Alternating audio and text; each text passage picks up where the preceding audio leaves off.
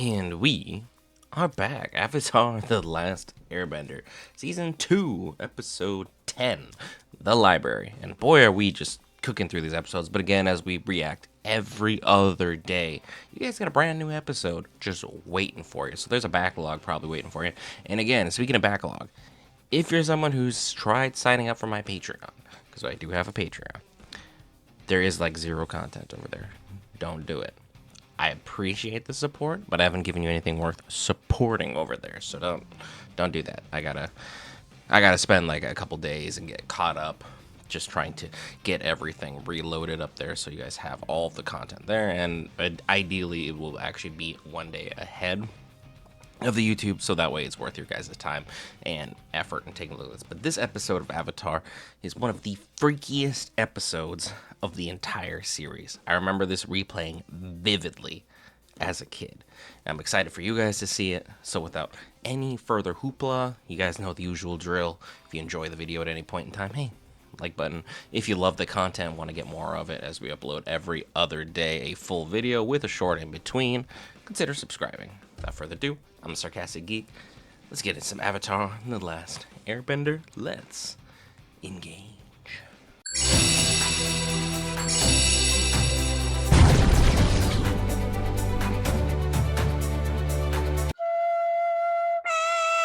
I'm putting an orchestra together. Orchestra, huh? Do we really need an orchestra of moles that can sing? I have met several interesting bovine creatures throughout my years. Tom Nook probably being the weirdest and the greediest, but I don't think I've ever once thought, you know what, this creature needs to be musical. All I've ever thought is this creature needs to be silent. There's no time for vacations. I'm learning the elements as fast as I can. I practice hard every day with Toph and Katara. I've been training my arrow off. Training my arrow off. That was the most thinly veiled adult joke that there was there, because we all know he was talking about his Avatar keister. But we really don't have time for this. I am actually with Sokka. Fun is good for the team. It's good for the morale. It's good for getting everybody excited. We have to the end of the summer, man. Summer is like 5, maybe 4 months away. And we have to face Ozai. We still haven't even figured out a firebending instructor. I got an earthbending master. I got a waterbending master. And I have a nincompoop master. Hi, Sokka. What? How am I supposed to master fire if I don't exactly got that 4th one in the bag yet? We need to accelerate our timeline. Should we just head west until we reach the Fire Lord's house? Knock, knock. Hello, Fire Lord? Anybody home? I don't think so. We need some intelligence if we're going to win this war. We're going to need some intelligence if we're going to win this war. Sokka, you're right. You're also not our ideal messenger. Just last episode, you spent the entire episode stuck in a hole. So It's one of nature's wonders. Must have changed ownership since I was here. I mean, you've been gone 100 years. I can't imagine that we'd have the same owners, but maybe generational could still be a thing. Things do tend to change in 100 years, because like 100 years ago, we still didn't have, one of these cell phones running around. So things are a little bit different. No technology, no YouTube reactors. Simpler times.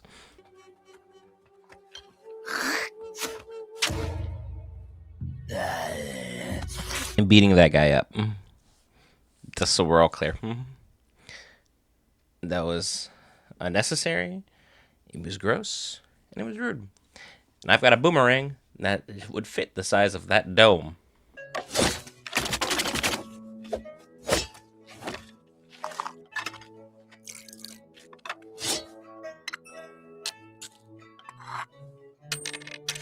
I don't see anything wrong with having one of those fruity beverages while we plan our strategy. Sokka was easily distracted because swordplay was involved, and there's not a deeper pun there, so don't look for one.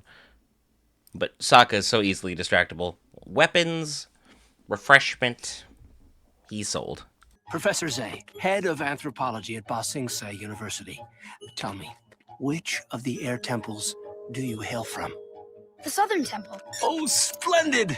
Now tell me, what was the primary agricultural product of your people? Bro, I'm a human being, not a science project. What are we doing here? Knock this crap off before I send you out the building. You've made a lot of trips into the desert. All in vain, I'm afraid. I've found lost civilizations all over the Earth Kingdom, but I haven't managed to find the crown jewel. Wan Shi Tong's library. Avoid it. Please. Wan Shi Tong's library is the exact library that our fearless general, who was dragged into the ocean just last season, ran into, where he discovered the physical names, or the physical manifestations, of the moon and water spirits. So, let's avoid that if we can, alright? According to legend, it was built by the great knowledge spirit Wan Shi Tong with the help of his foxy knowledge seekers. Oh, so this spirit has attractive assistants, huh? I also was internally thinking that same thing, Sokka, which is not a good sign that we're, like, on the same wavelength here, but, you know, just because you hear the word foxy doesn't mean, you know, you think of individuals such as that. I think in this instance, in this universe, they meant literal foxes. Then it's settled. Aang, I do believe it's my turn. I'd like to spend my vacation at the library! But also circling back to the whole knowledge is priceless thing, then why the is college so damn expensive? Someone explain that. Is it because it's a business? Hey, what about me? When do I get to pick? You gotta work here a little longer before you qualify for vacation time. Honestly, that is also true, but that feels like every job I've ever been at. The minute I want to take a vacation, you don't have enough time allotted. But also, now that I'm in my current gig, who really needs vacation time when you work from home YouTube reacting? Please support. A sky bison? You actually have one? Sandbenders! Shoo! Away from the bison! Okay, are these sandbenders just like terrible, terrible people? Because it seems like everything they're doing is disrespecting not only us, but is disrespecting Appa. And I'm fine with being disrespected personally. You disrespect Appa or Momo, now we're going to see the full wrath of the Avatar on our hands. Just so we're clear. I only wish I spoke his tongue. Oh, the stories this beast could tell. Shush, chatty monkey. We were cooking there for a minute. And then you call him a chatty monkey? That is our best friend, the lemur, Momo. And he is one of our fearless captains on this expedition, and he will be treated with respect due. There it is!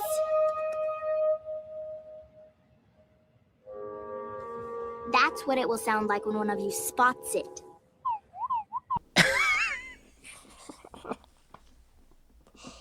This is why you can't change her character. For everyone who's like, she needs to not play as a blind character. You are a fool. And I will sell you waterfront real estate in Montana in the ocean if that is factual. Because that, taking this scene alone out, as well as the belt hitting her in the face, you're just destroying a great character. And I understand comedic stuff isn't necessarily the greatest thing in the world and hasn't aged as beautifully as we'd love it to. It's completely necessary for a character arc. Forget it. It's obviously not what we're looking for. The building in this drawing is enormous.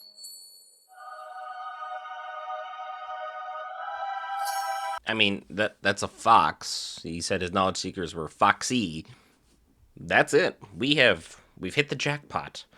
And now my existential dread kicks in. I say you guys go ahead without me. You've got something against libraries? I've held books before, and I gotta tell you, they don't exactly do it for me. Oh, right. Sorry. Also, another great joke brought to you by Toph. Because again, I can't imagine most of these books are written in Braille. So it's just like she's just feeling paper. No offense. I don't think that's really going to excite the nearest blind person about a book that's not in Braille. Back to the content. Oh, it's breathtaking.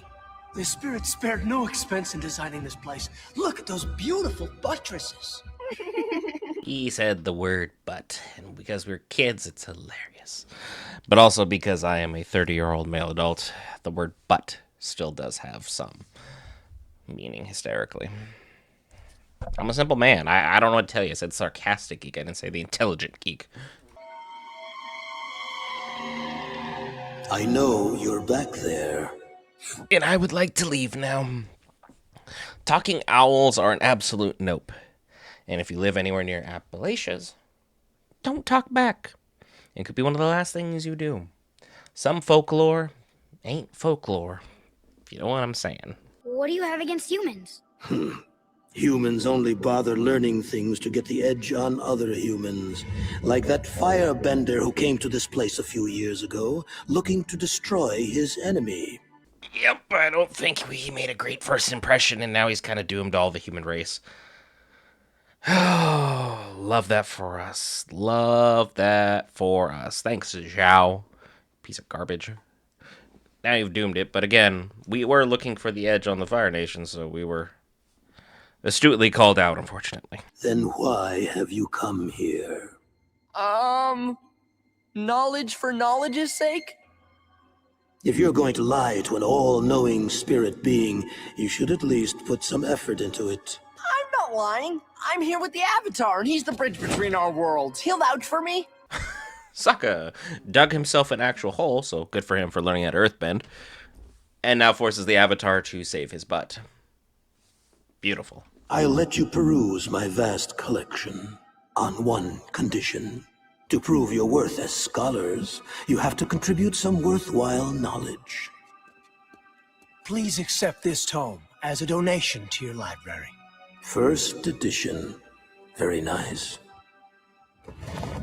How did he... He doesn't have fingers. How did he... Whatever, it's an all-knowing, talking bird spirit. Why am I trying to go over semantics of this? He's got it now. Check this out. Ta-da! It's a special knot. That counts as knowledge. You're not very bright, are you? Considering last episode I said Sokka was probably the character I relate to the most. Ow. Realistically, though, no, we're not very bright.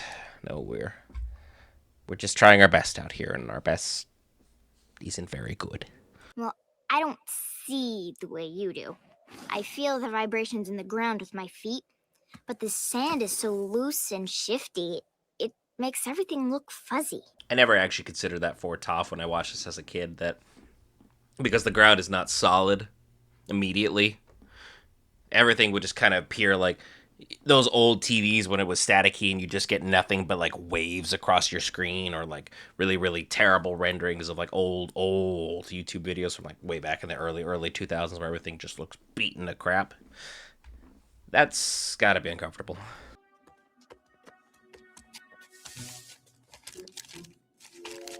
We're getting a little too greedy, and we are just stealing at this point. I understand knowledge, and the purpose of knowledge is to be consumed, learned, and understood. But when you're literally just going, well, this is mine now, thank you, and just continuing that trend, so on and so forth, I think we're going to overstay our welcome. That's so unfair! Just when I think I'm one step ahead of the Fire Nation, it turns out they beat us here a long time ago. I need to know what happened on the darkest day. Hello, little weird fox guy. Well, first you were excited for things to be foxy. Now that you see an actual fox, you're just not interested? Come on, Sokka. Be honest with yourself. This fox has the information you seek because it wouldn't have articulated some level of noise if he didn't understand, because he's smart enough to go seek knowledge elsewhere in the world. Odds are he has the exact knowledge you need to make this happen. Maybe these dials represent dates and times. Sokka, try entering that date from that parchment you took. Shh, Katara! Not in front of the fox, he's with the owl. What? The fox just said I ain't no snitch, boy? Come on, figure it out. Let's get it together. Trust the fox. He's on your team. He led you here, didn't he? It's not broken. The sun is behind the moon. It's a solar eclipse. It's literally the darkest day in Fire Nation history. Now I get it. Something awful happened on that day. I don't know what, but I do know why. Firebenders lose their bending during a solar eclipse. I mean, we don't need to shake the avatar like this to get our point across. I understand excitement, but simmer down. Simmer it down. A solar eclipse, no firebending. We saw that there was a lunar eclipse, there's no waterbending. The yin, the yang, I mean, it was kind of obvious if you've been paying attention for any moment in time. The only one who don't seem to have an off switch are the airbenders, unless you took out all of oxygen, which, good luck with that. We all die. Or earthbenders, and you put them on top of water. That's it. The Fire Lord is going down. Mortals are so predictable, and such terrible liars. We fucked up. We messed up. We messed up so badly. Now this owl's going to eat us. You don't understand. If anyone's evil, it's the Fire Nation. You saw what they did to your library. They're destructive and dangerous. We need this information. You think you're the first person to believe their war was justified? Okay, don't need to hit the nail on the head like that. Because everyone from their side of history believes that their point of perspective on a war is the correct one. It's only after it's ended and some time has passed are you given perspective and to figure out who may or may not have been on the correct side of history. And odds are, you rarely both are. More often than not, you're just kind of on the wrong side. You say the word war, I say unhappiness. And, well, I'm about to be unhappy being eaten by this owl, aren't I? What are you doing? I'm taking my knowledge back. No one will ever abuse it again. He's sinking the building. We've got to get out of here. I'm afraid I can't allow that. Sokka, your little mini vacation may kill us all. It was the most exciting. But if we don't live to tell about it, is it really that great? Library's sinking!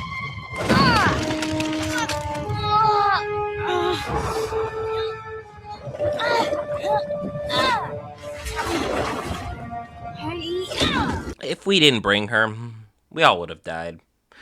Just want that on record. Ah! Great knowledge, Spirit! I beg you, do not destroy your vast collection of priceless tomes!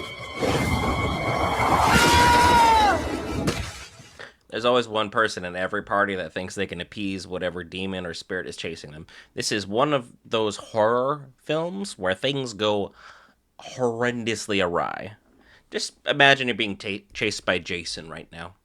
Good luck appeasing that, my guy. This is an evil owl now. We are screwed. And come with me to the planetarium. I need cover. Katara, take Momo and get out of here. Go! You would think the all-knowing owl would have guarded the planetarium and the knowledge more fiercely than trying to eat the girl who's fleeing and leaving. Right? Or is that just me? You can't possibly check every single date. I don't have to. We just need to check every date before Sozun's comet arrives. Because after that, well, try not to think about that. He's right. Just check up till the day of the comet. Otherwise, what's the matter? If there's no solar eclipse before then, well, GG's, y'all. GG's. That's it! The solar eclipse! It's just a few months away. Got it! Now let's get to Ba Sing Se. So we have now an actual timeline for when we need to have mastered firebending as well as everything else we have already mastered, even though we can't use the firebending, obviously. But still having it in our bag would be nice in case the battle goes long. In order which to challenge Ozai. If we don't make it by that date, well, nice knowing y'all.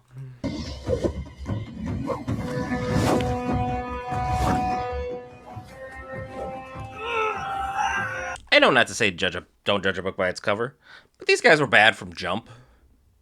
It was really easy to judge them, and now I feel absolutely correct that I made a judgment call based on someone spitting to determine they were a bad person. No! Stop sinking! No!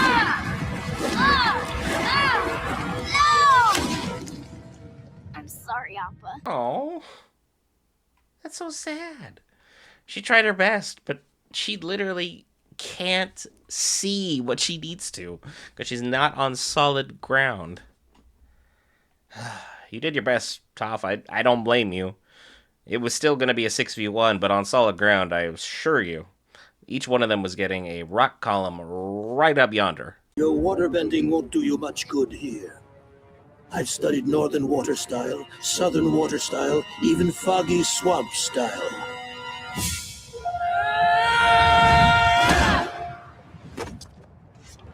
That's called soccer style. Learn it. We need to stop with these one-liners. Someone stop this man. It was a correct move, and it's showing, honestly, that the spirit is also a little bit evil in of itself.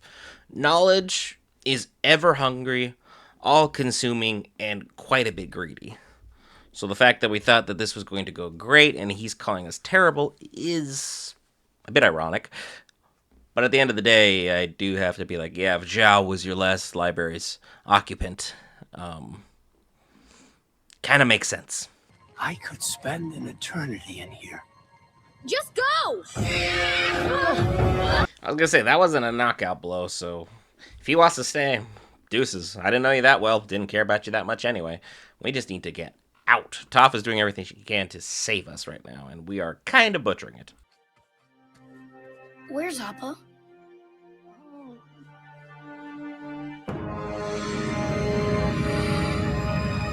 Oh, man. Well, I guess we know what we're doing next episode. We're getting our Sky Bison back. And that was Avatar: The Last Airbender, Season 2, or Book 2, Episode 10, titled The Library. Wan Shi Ten is one of the creepiest characters in Avatar, in my opinion. I'm not a huge aviary fan, to begin with. So you add creepy spirit on top of that, and a snake-like neck, I'm out. Still hate Ko more, but that bird's up there. And the fact that we lost Appa in this episode didn't really help things all that much, but it definitely explains why Zhao is the way he was. He sought knowledge for power's sake, abused it, abused Wan Shi Ten's trust, and now here we are, trying to figure out how to fix everything involving this situation.